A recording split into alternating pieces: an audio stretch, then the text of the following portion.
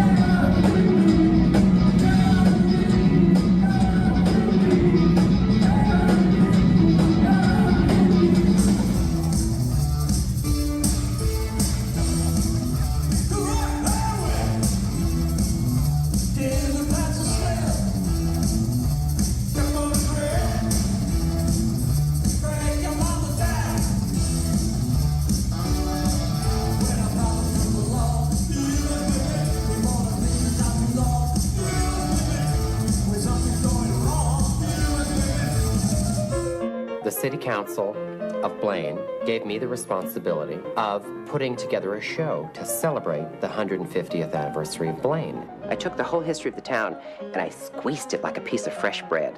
I think the one really important thing that I learned in working with Corky is that I do indeed have talent. My booby made a kishka. She made it big and fat. My Zeta took one look at it and said, I can't eat that. I have found here in Blaine a gold mine of talent. I think Johnny would be so perfect, don't you? He could be the next Keanu Reeves. We've got Ron and Sheila on board again. Midnight at the Oasis. Newcomer Alan Pearl. I have a very lazy eye, which these prescription glasses help. Libby. I've been working here at the DQ for about,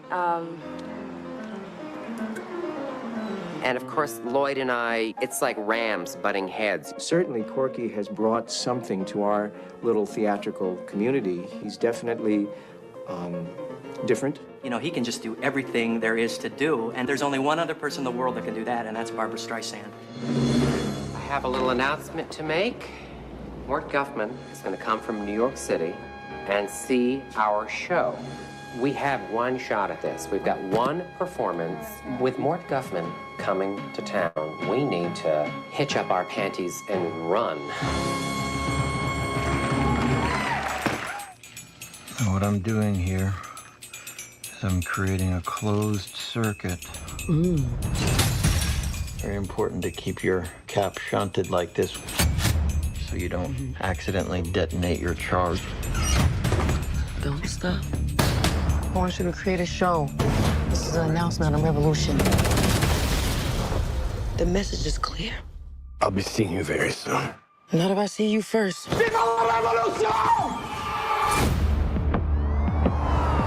For bringing justice to the vigilante group known as the French 75, we are here to award Stephen Lockjaw with the Medal of Honor.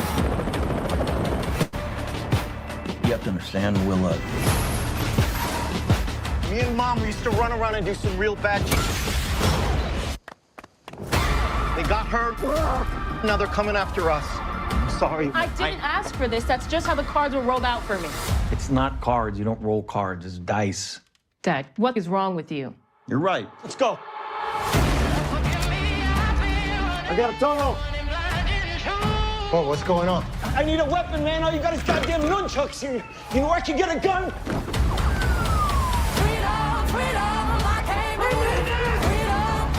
I wanted to protect you from all your mom's stuff and all my stuff, even though I know that's impossible. This is the end of the line. Not for you.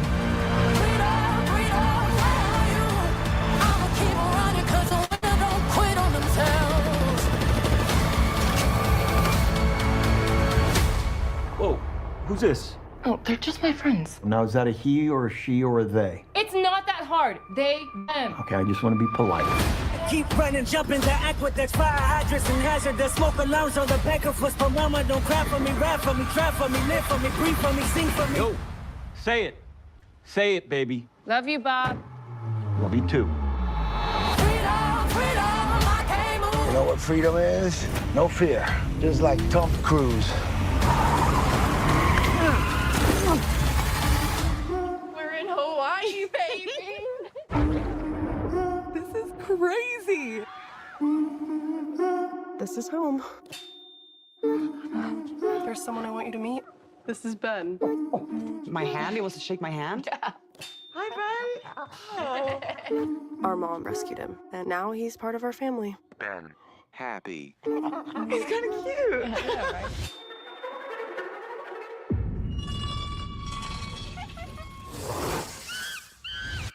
Ben? Did something bite him?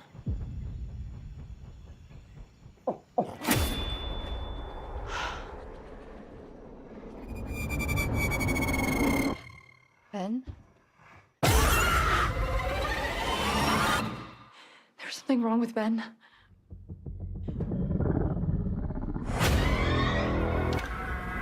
Hey, what happened? It's me, Lucy. It's okay. In the pool! Ben can't swim! Lucy, bad. Bad. Bad. Give me the phone. Try recent calls. Yes, it's ringing. Brad, listen to me. We need help. Oh, you need some help? Send somebody.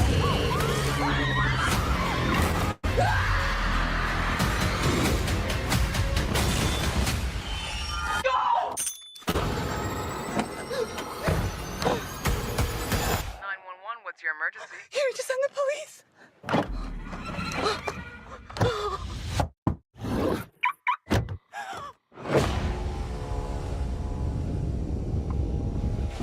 Ma'am?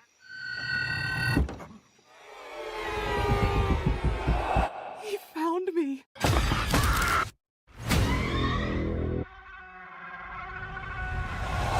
What's up? You sure this is the right place? Who the hell has a pet chimp?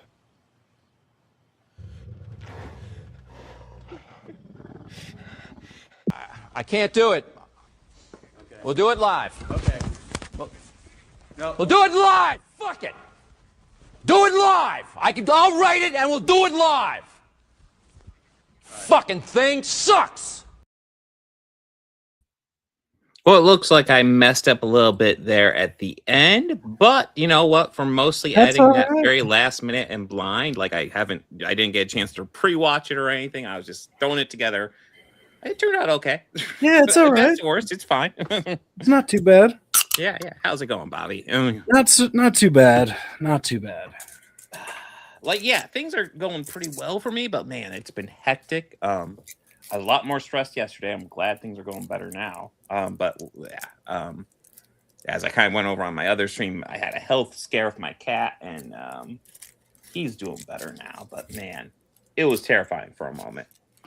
When you have a male animal, and that male animal is trying to go to the bathroom and instead just screaming at you, that is terrifying if you're a pet owner, because I've had animals die from UTIs before, and the males will just die on you like maybe a symptom or two and then they're dead.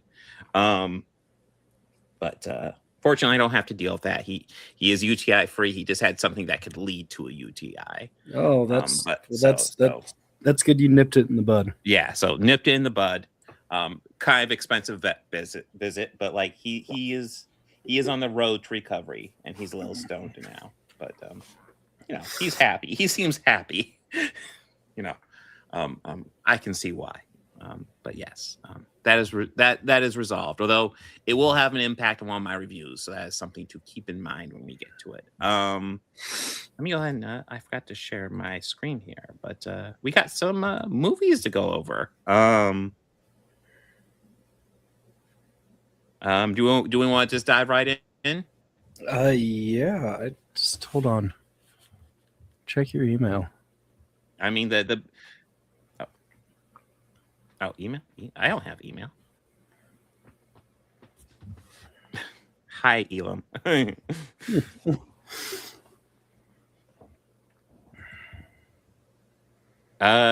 Interrupted? Yeah. Are we not live? Well, I mean, we're being recorded by StreamYard. Yeah, so okay. Let's see if we go back up. Really, I've never had them take it down for a trailer. Midstream, yeah. I've had it taken down before, but it's not for a trailer. Yeah, no, it looks like we're still live. Yeah, let's see if we're actually live. Hold on. It looks like we are. Let me double check. Okay, yeah, it looks like we're live. Looks like we had a brief interruption maybe, but that explains why we were at 10 viewers, then we suddenly dropped down in the middle of the intro. I was like, really? Shit, okay. Probably people just have to come back in. But yeah. Whatever. Regular streams are all violated. The only available ones are the vertical short ones. I just looked it up on my normal, like just looking at it as a viewer, and I was able to pull up the regular one. Yeah, I was able to pull up all three regular ones and yeah, I think it was just a brief interruption. That's annoying. A fucking trailer? That's every time I've gotten one, it's been solely because of that. Just a trailer. It's the trailer that gets us. Well, I mean, when it's a thing saying you can't monetize it, I usually just edit it out because I'll have one in the background that is unedited, so I don't really care what's posted on YouTube. Had it just say, "Oh yeah, this," like I've had streams shut down, but not over a fucking trailer. That's frustrating. No, it was right after. Was it the Primate trailer? They don't want people sharing the Primate trailer? Probably. That's fucking stupid. Probably. That is really stupid. Because it couldn't be. Well, it probably could be for one battle after another. Because Paul Thomas Anderson really fancies himself as Gus Van Sant. Sure. Well, I mean, we'll get into it because or at least he thinks he does. Well, we'll get into it, but while we're actually still live. That was yeah. Let's dive into the first one on the block. Waiting for Guffman. Yes, the movie everybody's been demanding we cover, which is of course Waiting for Guffman. Well, this is actually Chris' suggestion to dive into the Christopher Guest verse. Chris. Yes, we see you, Chris. To dive into the guest What's verse. up, Yeah, guys? the Christopher Guest verse after doing a bit of the Snyderverse, which we will still be doing more of. We got that on the agenda. We're going to be talking about Deuce Bigalow in a week or two, pretty soon, I think. Yeah. After talking about the Spinal Tap, we referenced a lot of the Christopher Guest mockumentaries, and he's only done 4, and I've only seen 2 of them before this. Waiting for Guffman is one of the ones I have not seen, so now I've seen 3 of them. But the only ones I had seen before this would be Mighty Wind and Best in Show, which I think are probably the most popular of the 2. Definitely.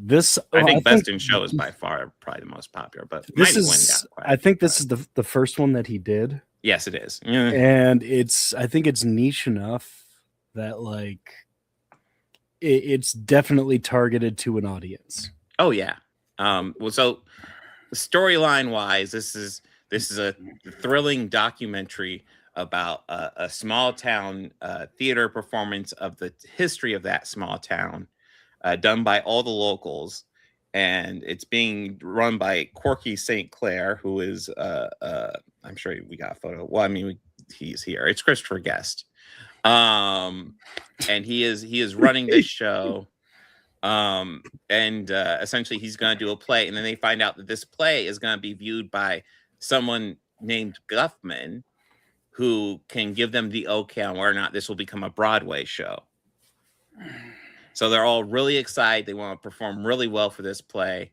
And kind of this picture here kind of gives you the lead players here. So, I mean, Christopher Guest co-wrote and directed this with, and he co-wrote with Eugene Levy, who's right over here. But we also have Parker Posey, Catherine O'Hara, and Fred Willard. There's a couple other players, but I would say these are probably the 5 primaries we follow mostly. And I will also say that these are also actors that you will see in all of these movies. Oh yeah, he uses absolutely the same actors quite frequently. Mm-hmm. Well, one of the fun bits of trivia, because I was disappointed because oh, now the Spinal Tap guys showed up. I was kind of surprised. But did you see who wrote the songs for the play? Yes. It was some variation of all the Spinal Tap songs. It was Harry Sheeter and Christopher Guest. Yeah. And Michael McKean. Yeah, Michael McKean. All some variation of them writing it. So I guess you could argue the songs for this play are by Spinal Tap. Well, yeah, and they also wrote all the stuff in A Mighty Wind, which they also perform as a trio group in that. Mm-hmm. And it's funny because they also do a Rolling Stones cover. They do Start Me Up. That's right. They do something like that, don't they? It's hilarious. No, yeah. This is a fun and charming movie. And yeah, I think for me, like what really got me was the opening bit. And the opening bit was them deciding how to handle this big event that they were doing. I don't see a clip of it, but like it was like the Larry Miller was there, and then there's a couple other people who were there, and it was he plays the mayor. Yeah, which is he's got some funny moments too. But like they're deciding they're gonna have this big town event, and then all of a sudden they start talking about okay, we should probably have a rifleman here and here, and it's like, wait, we're getting riflemen in here? Why? And they're like, yeah, it's very last year. Yeah, it's very important because last year there were some eggings going on, so we need to make sure we have some riflemen ready to take them out. And it's like, oh my god, that's hilarious. That's like, such a Christopher Guest joke. Yeah, just really, really under like first joke. And it's like that's hilarious. Larry Miller is underrated. I always enjoy seeing Larry Miller pop up in something. Oh, he absolutely is like it's delightful when you see him in something. Mm-hmm. And I think the most recent thing we saw him in before this was God Bless America. Yeah, I was about ready to say it was one flawless performance. Old ones, yeah. But yeah, he was the reality TV dad. Yeah. That was a good movie too, but yeah, that was. But yeah, this was just a really charming movie. I love the lead actors. They all do like a great job. Like I said, the leads of these guys. And it's kind of funny. Like they're getting to the play, and like there's lots of jokes throughout, and it's pretty funny. And I like just how bizarre all this is. But there is a charm to it. And then they get to the play. And real quick, before we get to discuss too much of the play, Eugene Levy does this amazing thing where he takes off his glasses and he causes one of his eyes to essentially go lazy. And it's like, oh my God, that looks so convincing. That one, yeah. And both of them went cross. Yeah, he just took off his glasses and they both go cross, and then puts it back on their normal. It's like, because essentially it's the play is going throughout the history of the town. There's going to be periods before glasses were invented. It's like, you can't wear the glasses for this one. He's like, okay, but I have a really lazy eye. It's not just that I have bad vision, which is really bad, but I have a really lazy eye. That also seems like something that was come up with when they were filming that scene. Yeah. Well, just the fact that Eugene Levy can do that with his eyes so convincingly, it's like, yeah, you got to throw in a joke in there about that, right? But like, I actually was kind of shocked, I guess, going into spoilers for the ending. So they put together the play, and it's a low budget little town play, but like overall, there's definitely some wobbly stuff, but like overall, it's like, okay, that was surprisingly all right, you know. And then the joke ends up being that like Guffman never shows up, so they put on this decent play, like I wouldn't call it Broadway worthy at all, but they do all right. And then, you know, they never get Guffman, and this movie actually hits you a bit in the feels where it's like, oh, like, you know, these goofy characters, and you actually end up caring a bit at the end. It's like, oh, that's actually kind of a sweet story. Yeah, so like I hadn't seen this before. I enjoyed it quite a bit. Bobby, what do you think? I enjoyed this. This was really hilarious. Mm-hmm. I haven't seen it in a number of years, but it was funnier than I remember. Yeah. We need those riflemen set up because, you know, we can't have an egging go on like last year. Yeah, no, this is great. I think our primary cast members all did a great job. Catherine O'Hara is always great. It's great to see Fred Willard, especially since he passed not that long ago. Parker Posey, someone else who's always great, and you know, obviously Eugene Levy and Christopher Guest are always great as well. So, solid cast. Oh yeah, David Cross had a brief cameo as well, which is hilarious because that's right, he did. Yeah, the town has a history with a UFO, and he's like the UFO guy who's explaining the crop circle and stuff. And it's like, sure. It's such a perfect role for him. Yeah. There's lots of fun cameos like that throughout this. But yeah, this is a really solid movie. Like for just a goofy mockumentary, yeah, it works really well. I thoroughly enjoyed this. But yeah, I enjoyed it. Another thing I was also thinking is like, I don't see Parker Posey as much anymore. I think the last thing I saw her in was I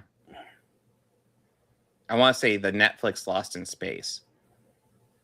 But yeah, I always welcome seeing more Parker Posey. Yeah, I didn't watch that, but I know she was in the Netflix Christopher Guest movie Mascots.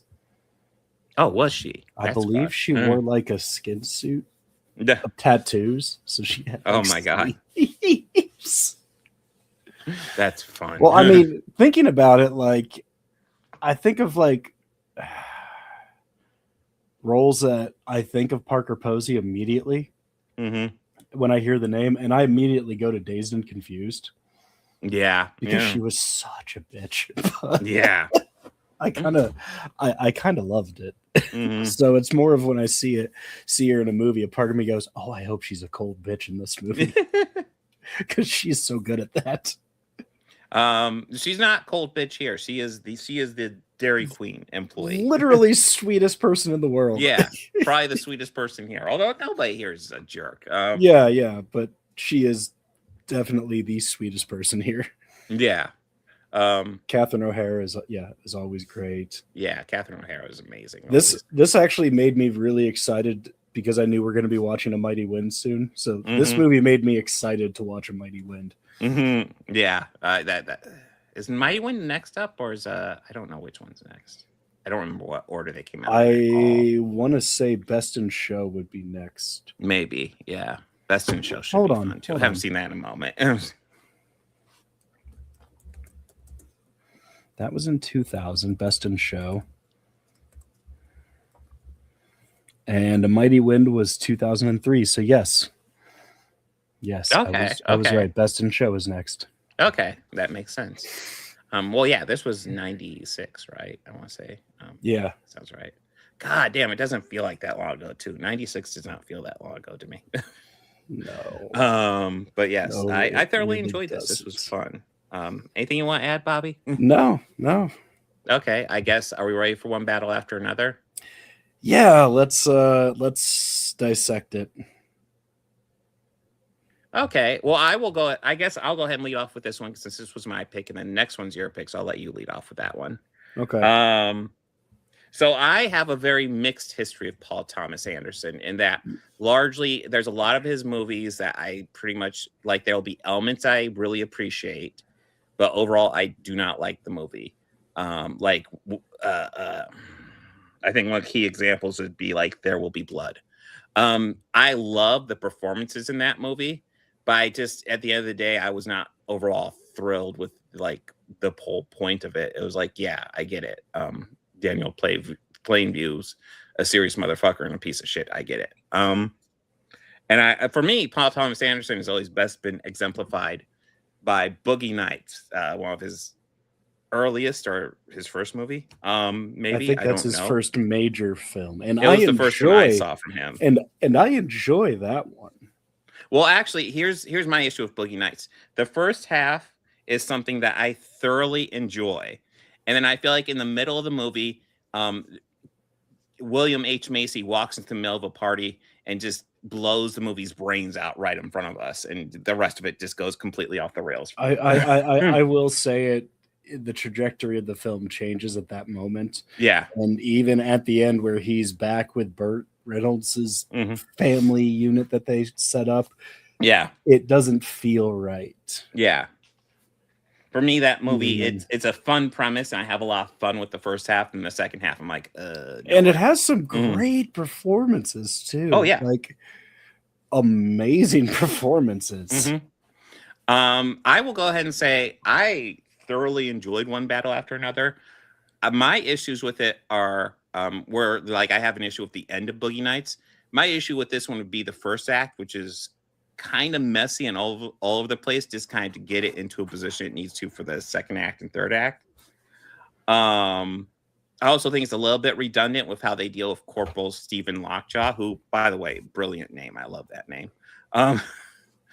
But I think it's a little bit messy on those fronts. But overall, I thoroughly enjoyed what they did with this movie. I enjoy kind of this look at, like, you know, it's kind of like we see extremists on kind of like the left and the right here. And, you know, kind of on the left, we're dealing with people who are trying to free illegal immigrants and help out people who are a bit lesser. But they're also a bit flaky. And have tendency to get super stoned and not be the most functional people out there. But then you have people like Lockjaw and the Christmas adventurers who are, by the way, just white supremacists. And they're just fucking monsters. So you see quite a difference there.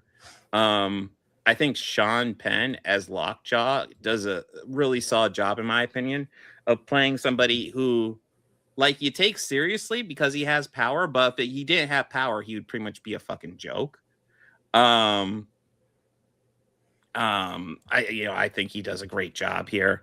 Probably my two favorite performances are probably Sean Penn and then Chase Infinity, who I've never seen before, but like I think she does a great job as Willa, who is Bob's daughter.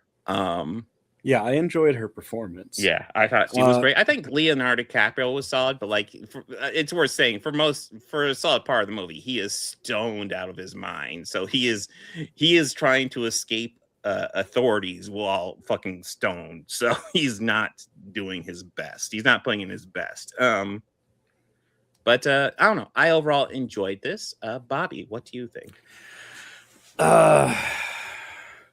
See, I know I sent you a text saying "wolf" to this, yeah, and I just couldn't believe like this film had every aspect to be great, like a great cast. Paul Thomas Anderson can write a good story. Yeah, he can. Yeah, I would like listen. I have so many critiques of Paul Thomas Anderson movies. I would never say the dude doesn't have talent. No. I just felt this. The twist was too predictable for me, and I think that just. What? I have to ask you what twist, because I don't really they're calling a twist. Her father. Oh, I thought it was a little too obvious. I guess for me, I never assumed her father would be anybody. So I guess going a bit into the story. So, the character over here, I don't know, played by Tiana Taylor. She is the girlfriend of Leonardo DiCaprio in Act 1. They have a kid together, but she also has a relationship with Lockjaw. And it's really weird. It's one of the things that's really weird and awkward about Act 1 is their relationship. Because, like, he semi-rapes her, but, like, I don't know. It doesn't seem like she's completely not into it either. It's really weird. I don't like either of their characters. I think it's kind of designed that way. But I never once assumed that she was biologically Leonardo DiCaprio's kid. I always assumed she was Lockjaw's kid. So Yeah, maybe that's why it worked better for me. Yeah, I just felt it was too obvious, and how they tried to play it off as a big shock. I guess that kind of was just really. That's just like it's so obvious. Like, oh yeah. Well, I think why the are we shock, building into this? I think the shock was a bit more for Willa's sake because like the result of that. So Lockjaw is joining the Christmas Adventurers group, and in order to join that group, one of their qualifications is that you can't have relations with anybody who isn't white, because they're racist pieces of shit. Yes. So if Willa is his biological daughter, which spoiler, I guess, although I will say, watching this, I always assumed she was. Then he has to erase that evidence, and that's where a big part of the movie comes from. Because she is his biological daughter, even though Leonardo DiCaprio has raised her. He's been a single parent to her the whole time. There's actually this moment that I really like where he's talking about how he never knew how to handle her hair. And I get that. A white guy who's a single dad raising a black girl as his daughter, and he's like, I have no idea how to handle her hair at all. I'm completely lost. And it's like, I get it. That's actually really sweet that he wants to, and just no fucking idea. But yeah, I'm trying to think. But yeah, where was I at? How there was a lot of good that they put into it, like how he couldn't handle her hair. Well, yeah. That was the point you were making. Yeah, the I like that. There was aspects of it. Yeah, like he is her father, regardless of her biology. Leonardo DiCaprio is her father. And, yeah, and I do think that the movie even makes a moment to take that when they're doing the DNA testing. Willa says, "I have a father. It's not you," and it's like, yeah, that's true. Yeah, I just didn't think this was one of his best ones. Okay. I mean, I was actually shocked how much I enjoyed it, because I usually come away from Paul Thomas Anderson just like, okay, there's things I appreciate, but blah. And as I recall, like, you weren't exactly thrilled to get into this one either. Yeah, for me, it was just a movie that lots of people are talking about, and I wanted to give it a shot. And honestly, I'm happy I did, because I really liked it. So it sounds like, so honestly, yeah. And I get it. Like, if you're not, I have no problem talking about the twist because I saw it coming a mile away. I did too. For me, there's no story if he isn't her father. So now, I will say that is some bullshit that he did survive that drive-by shotgun blast. Okay. So that's one of the other critiques I have. That kind of annoyed me, but I did like the way they dispatched of him. Yeah, no, while I love seeing him die in a humiliating fashion, I'm all for it. It did really confuse me when he was still, like, towards the end of the movie, Lockjaw gets shot by one of the Christmas Adventurers because they find out pretty much that he has a mixed blood kid, and they're like, fuck this guy. Because they're monsters. They're all fucking monsters. He gets shot in the head. Because they're Nazi pieces of shit. Yes. And the only way to handle with those is to terminate them. Mm-hmm. But they think... they execute him, but it turns out he survives just to go back and explain how try to rejoin the group and explain how his daughter is him because he was raped in the reverse, which I thought was a really funny explanation, because when you say raped in the reverse, I'm like, You mean you're the raper? You mean She sperm jacked me. Yeah, I did laugh at that. I thought that was hilarious. Yeah, like maybe they're going for that moment because that was Me a funny just- moment. Me watching it going, that's not how that works. Yeah, just like no. No, you. Yeah, he was talking about how like they saw his superior DNA, they stole his sperm and made a child. And I'm like, I don't think anybody's looking at you and looking at superior DNA, buddy. And this is like so against of what Sean Penn actually is. So I think, Oh yeah, and he was good as a piece of shit, but I thought the story was a little weak. Okay. I think that's fair. I dug it though.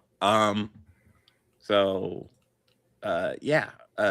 Like I said, I think the redundancy with Sean Penn's death, because essentially he survives the shooting only to go back to the Christmas adventures and they just kill him again. So I guess spoilers on that front, but overall, like I enjoy the journey that Bob and Willa go through. I really like the aspect of how like essentially there's these code words for the group that Bob was a part of. Bob is Leonardo DiCaprio. There's these code words you have to say for this group that he was a part of.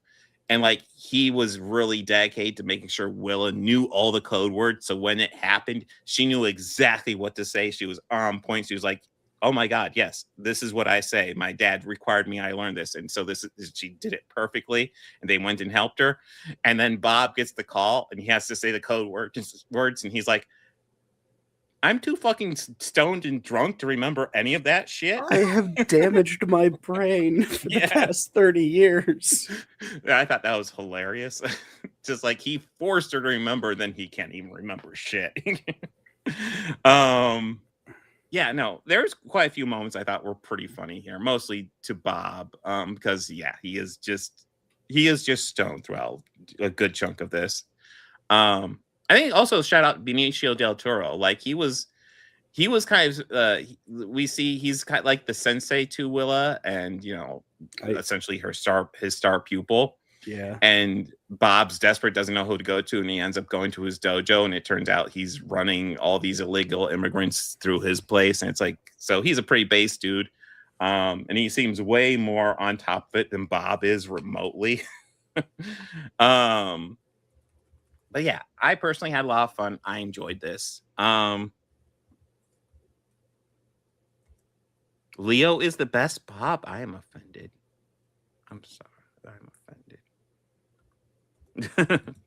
But yeah, I thoroughly enjoyed this. I like this quite a bit. But yeah, I definitely get critiques of it, like the double death and stuff like that. And like I said, the first act is pretty fucking messy. Yeah.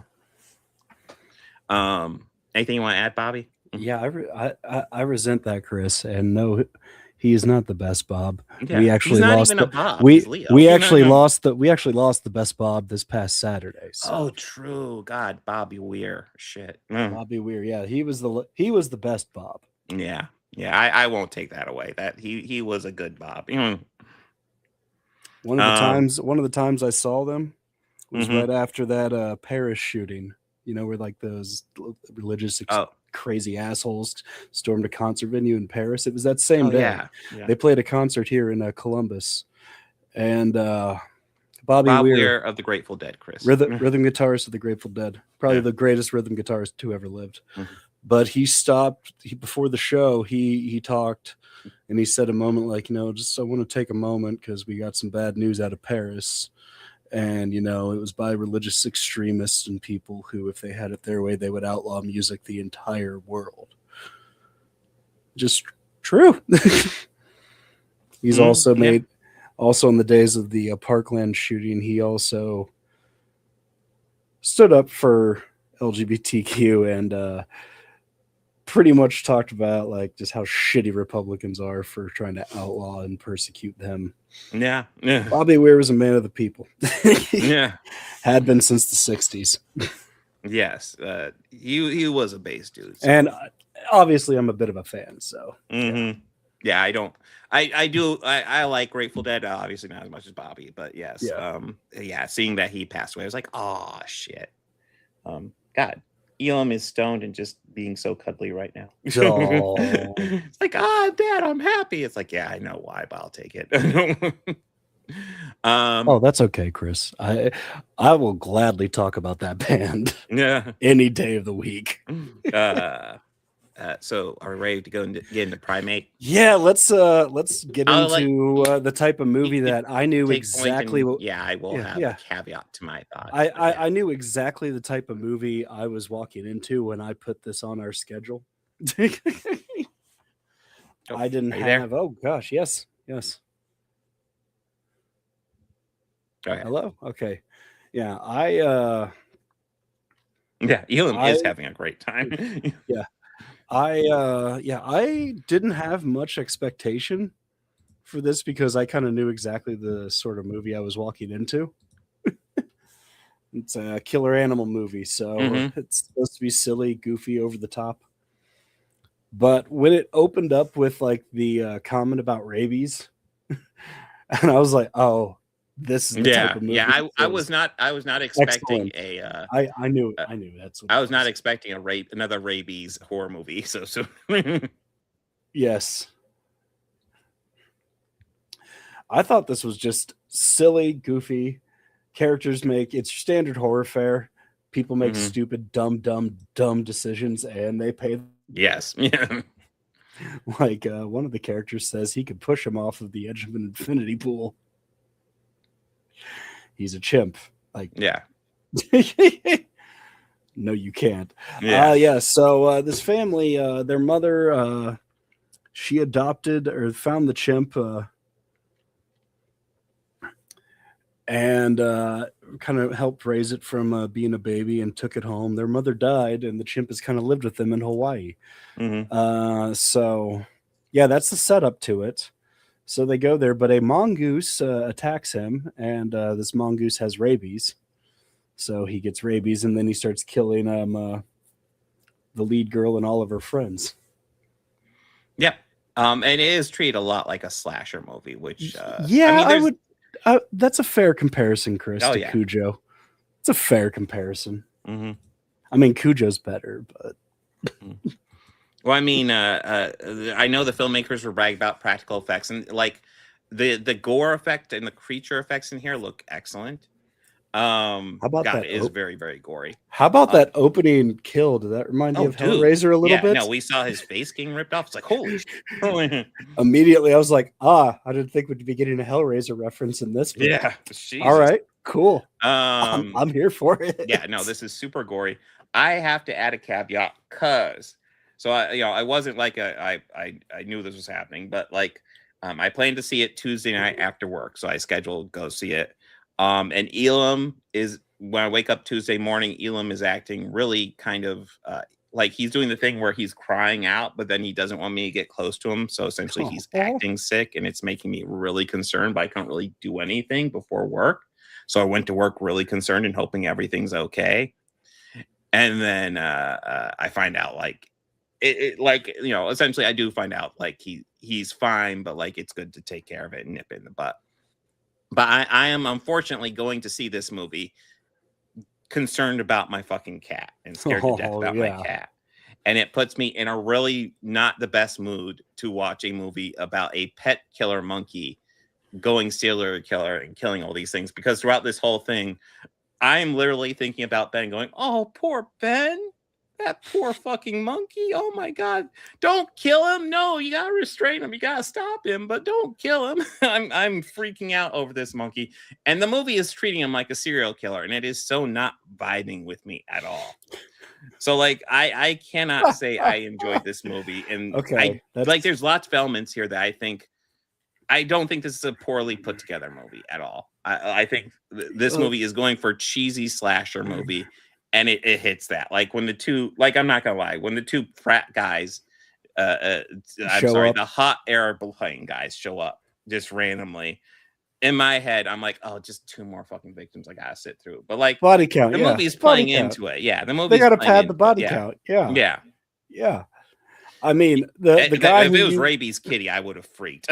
The guy who was supposed to be the hero in the first group. they're standing on the edge of this Oh, yeah. infinity pool, and I had mentioned this earlier, but Mhm. he gets the idea that I'm gonna push him off.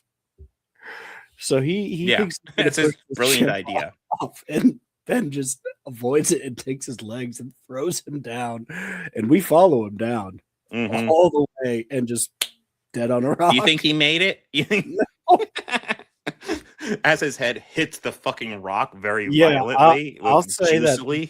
that this movie was it's another great line in horror movies I've seen in the theater where something like that happens and there's just you hear in the back me just laughing at stuff. No, it's one of those moments. I mean, it's one of those things where it's like, really, you think you can take him down? Like he's a fucking champ. Some of the dialogue isn't great. I will No, say this that, is Chris. cheesy horror. It's exactly what it's It- leaning it- into. it- I just it knows what it is. Yeah. I and went in with it's- the wrong mood, so it was Yeah, tough for me to enjoy. You turn your brain off, Yeah. and you just enjoy a silly horror movie. Mm-hmm. So I will say Now the dialogue isn't like Sharknado or Birdemic bad. This dialogue is actually cohesive. Well, no, this and- movie actually has solid editing too. and decent effects. Oh my god, the editing in So, Birdemic is something special. I will say that when Ben had the like tablet and was Yes. talking by the pool, Yeah. I couldn't help but laugh because I just kind of kept thinking, "Ugly gorilla, ugly, Yeah, go away." yeah. Well, I mean, it's a lot like there are definitely moments Which, that remind by the me way, of Congo. gentle viewers, is the only reason that we paired these two week after week. Oh, yeah. Because the monkey had a communication device. Yeah, monkey communication device. And a primate, a chimp-like creature was killing humans. Those are the Mhm. only two reasons why we paired them. I can't think of what the main character was, but that's her. But Yeah. like he was saying her name bad, her name bad. But her in the name- movie, it's just like kill that person, kill, Yeah. or her dead, her dead. It's like, why did we put those buttons Now, on there? yeah, like why did we give it that option? Yeah. Now, there's one thing that this movie did that I genuinely really loved. Like I really loved it and didn't think I would love something so much in a movie like this. Is her father is deaf in the movie. Oh yeah, it was an interesting element, and they So do play when with it he walks appropriately. in, Yeah.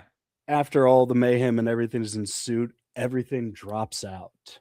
I did like that. I was like, You don't okay, hear that's anything. cool. It's like, but you see Ben just kind of crawling behind him, creeping up Yeah, on him a we see little. Ben in the background, but and even Yeah. even when there's stuff that's obviously supposed to make noise, we don't hear it because he doesn't hear it because he doesn't hear anything. And if it's we're not in front of his watching- face, he doesn't know. And you we're know? observing it from his perspective. Yeah. Well, we're watching him move, but Mhm. our senses is, and that was whoo, yeah, that Yeah. was. I was like, I did not think I would love something this so much in this movie, but okay.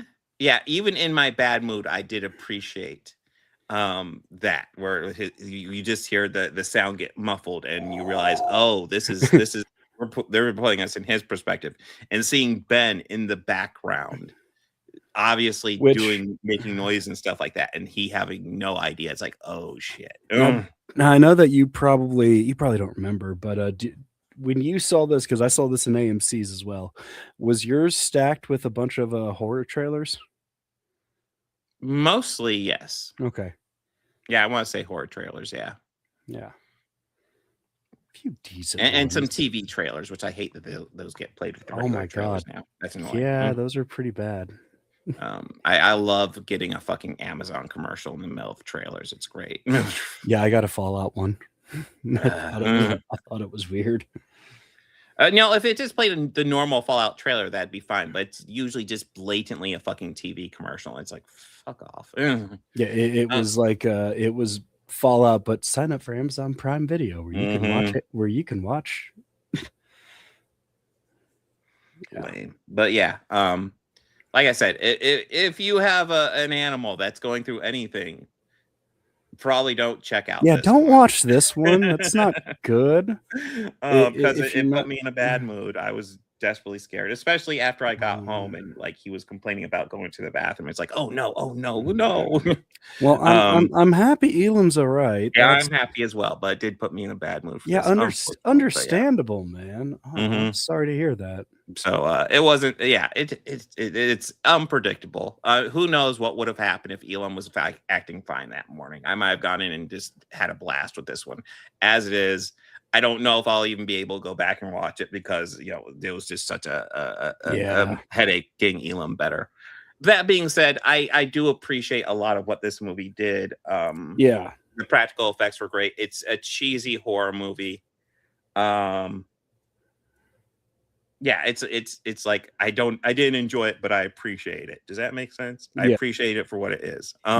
Yes. But yeah, it was tough for me to get in the mood for it, unfortunately. Understandable. But yeah, I will say I did find it a little ridiculous that the house was like in the middle of an island. Of the islands around Hawaii, and it's just like, oh, okay.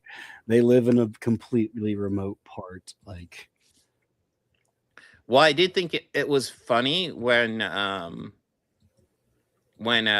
dad. So the dad for like the first maybe for the second act of the movie, it's best to say the dad's on his book tour because he does all these. He's deaf, but he does like this. Essentially, I assume deaf themed books with names like the silent cry and the silent scream and stuff like that. I did laugh at some of those titles. Yeah, it's like, oh my god, it's so forced. Okay. But yeah, he's gone for pretty much all of Act 2. But he does get a call during Act 2 where they're like, the mongoose tested positive for rabies, and his response is, there is no rabies in Hawaii. My first thought was, and it's like, well, what's funny is like I heard that line and me, are there mongooses in Hawaii? Yeah, I don't. Well, number one, he just knows that off the top of his head. He just knows that. He didn't know. Yes, he's a writer. He knows. But it's also worth noting, even if you know that, if something tests positive for rabies, you got to get on that because there is a treatment for rabies. You just have a very limited window to get to it. You have like I want to say 24 or 48 hours from initial contact to treatment to fully recover. So it's one of those things where it's like, even if you don't think it could have rabies, you need to get on that and make sure everybody's in good shape and treated. Like if there's a suspicion Ben has rabies, you need to fucking treat it. You don't sit on that, you know. I did find it just a little bit funny that it's called Ben, and didn't Michael Jackson have that song about a mouse named Ben? I don't know if it was a mouse. He definitely has a song named Ben. I don't know the history behind it though. Every time I kept just seeing it, I would just go, Ben. That would have been funny if that played during the credits. Ben. Although I will add, like when the credits play, they play this really cheesy synth horror music that I really appreciated. It was like, that was kind of fun. You see, what's great is for when I saw it, like the credits, like they fade to black credits, like lights came on immediately. Yeah. And I was like, oh, they're trying to get us the hell out of here. I did go to a later showing of it, so I went to a later showing as well. And surprisingly, there was a decent amount of people there for the later showing of that. My theater was almost empty. There's maybe like 5 other people in there. So I mean, it wasn't packed, but I mean, maybe 11, including myself. Okay, maybe, but like decent for that time. Okay, but yeah, that is pretty much our thoughts. Primate is a good movie to watch if you're looking for a dumb horror movie and don't have any pets to worry about. Yes. Let me go ahead and dig up next week. Hold on. Yeah. I know next week, I think off the top of my head, Starfleet Academy is going to be on it for the first 2 episodes. And then I know that am I here? Yeah, that's where we're at. Okay. And then I think we also have the first episode of A Night of the Seven Kingdoms.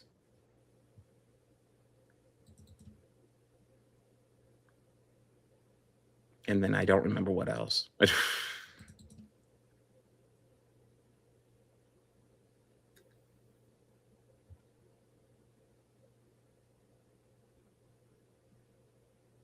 And right now I'm just waiting for the page to load.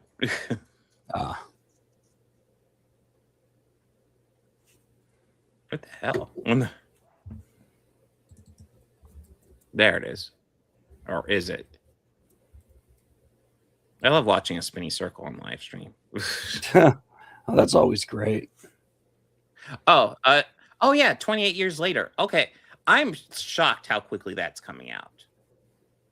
Because I was like, wait, has that even been a year old yet? And yeah, the last one came out in June. I'm like, holy shit, we already got the sequel. The reviews for it are really good as well. So okay. Well, we'll see how it actually turns out. But yeah. I don't know. The only stuff I've heard is the same, like, you know, tired boo-hoo arguments. It's the same reason why they didn't like 28 Years Later. Oh. Naked zombies you know, apparently bother them so much. You know, I appreciate that did something different. I was not expecting that. So, what do you think of the trailers we've seen for the Cult of Jimmy's? That's the part that I am most concerned about, because I don't know what to think of that. It seems really weird. It seems like very dated from the 90s. Do you know who Jimmy Salva was? God, is that the guy who was at the PDF file? The British guy? The kids show guy? Yeah. Yeah. Who had, like, you know, a job on the BBC for like decades. I mean, all of that broke after the first film came out. And if we're to think that they're a cult of Jimmy's, they must have been diehard fans. We will have to see how they play with it. I mean, look at them. Yeah. Yeah, they do. They do vibe like that. Yeah, they knew. I think it's kind of obvious. Yeah. We'll have to see how the movie plays with it. Like I said, it's the most questionable part, in my opinion. The movie also, from the trailers, it seems like Ray Fiennes has a much bigger role in this one. Yeah, I did think he was interesting in the first one. So I did too. He played the right type of crazy person you would meet. Yeah, he's like crazy, but like empathetic and nice. Justifiable crazy. Yeah, he's living in a. He's like, honestly, an argument can be made. He's as sane as you can be living in a crazy world. Yeah. He's just coping. But yeah, I am interested to see how that movie turns out. But yeah, that will be next week. I don't have my schedule for next week, so we won't be able to plan out exactly, but we will figure it out. The plan is Tuesday. Yeah. The plan is usually Tuesday, but if it's like this week, it may not work. We'll find out though. We'll figure it out. Yes. Guys, thank you so much for joining us. Make sure to like and subscribe to all the channels. Both. That includes Bobby Quarters over there, Organized Chaos Podcast, Organized Chaos, and Elam. Do you have a channel? Not yet. He's but like, I'm stoned, Dad. Put me down. We'll get him an Instagram handle. Yeah, Elam the cat. Yeah. You'll get more followers than me in a heartbeat. Oh, absolutely. It's like, he's a cute kitty. Come on. But yeah, guys, thank you so much for joining us. Party on. Be excellent to each other. Take care.